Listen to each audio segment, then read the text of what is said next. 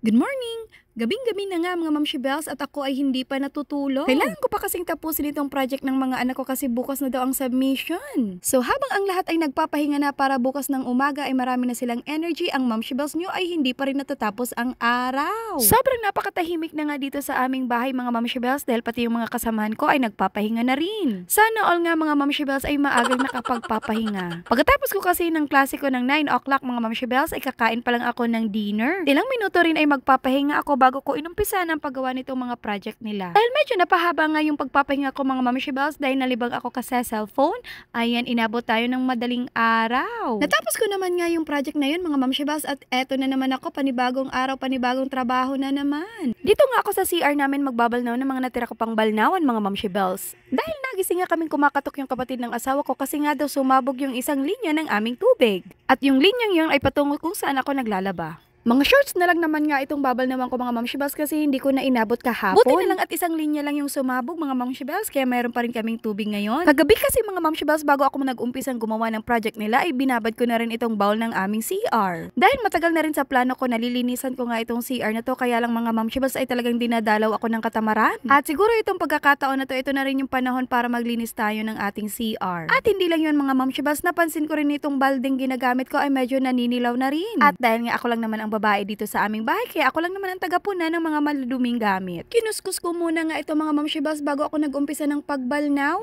At dahil naaabala na naman ang Mamshi Bells nyo, kaya hindi na ako nag-video habang ako'y nagbabalnaw at eto na nga ako sa labas at nagsasampay na ang Mamshi Bells nyo.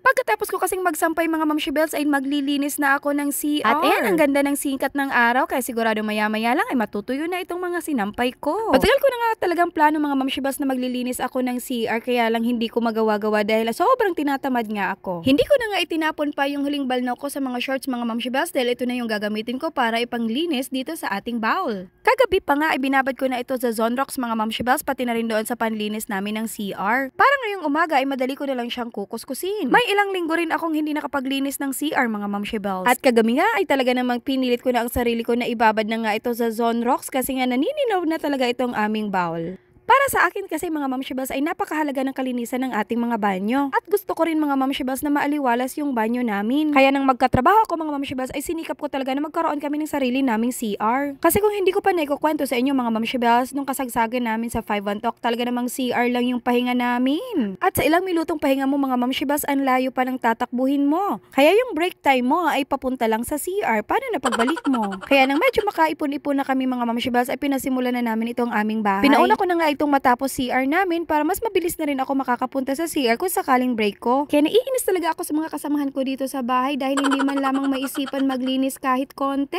Kasi alam naman natin mga Mamshi Bells, pag galing talaga sa pinagpaguran natin kung paano natin naipundar yung mga bagay ay talaga mang nakakasama ng loob pag hindi man lang nila ito pahalagahan. Lagi ko ngang sinasabi sa kanila na dapat nilang alagaan itong aming bahay dahil kung sakaling magkasira-sira na naman ito ay hindi na namin alam kung mapapaayos pa nga namin. Kahit papano mga Mamshi Bells ay masaya na ako dito sa aming munting bahay dahil naipagawa namin ito ng sarili naming pagsisikap. Sobrang hirap naman talaga yung dinaanan namin mga Mamshi Bells bago namin nabuo itong aming bahay. Hindi pa man nga lubusan natatapos, at least meron na kaming natutulugan na komportable kami. Hindi ko rin nga akalain mga Mamshi Bells na darating sa puntong ito na magkakaroon kami ng aming sariling bahay. Dahil kung hindi nyo natatanong mga Mamshi Bells ay napakaagang nag-asawa ng Mamshi Bells nyo. At kahit nag-asawa na ako ay nangarap pa rin ako para sa aming pamilya. Kaya nininiwala ako mga Mamshi Bells yung pinagdadaanan talaga ang magmamotivate sa iyo kung ikaw ay magpupursige sa iyong buhay. At dahil sa pamilya ko mga Mamshi Bells, kaya patuloy pa rin akong lumalaban at hindi tumitigil sa aking pangarap. At sana kayo din mga Mamshi Bells. Kaya kagaya natin na may pagmamahal sa ating pamilya ay laban lang tayo ng laban mga Mamshi Bells, walang sukuan ito. May mga problema man ngang dumating mga Mamshi Bells, siguradong kayang-kaya natin tong lampasan. Medyo malayo pa pero malayo na rin tayo mga Mamshi Bells. Patuloy lang tayo sa pagkapit sa ating mga pangarap. At ayan na nga kung ano na naman ang pinagsasabi ko. So eto na nga itong aming CR mga Mamshi Bells, diba?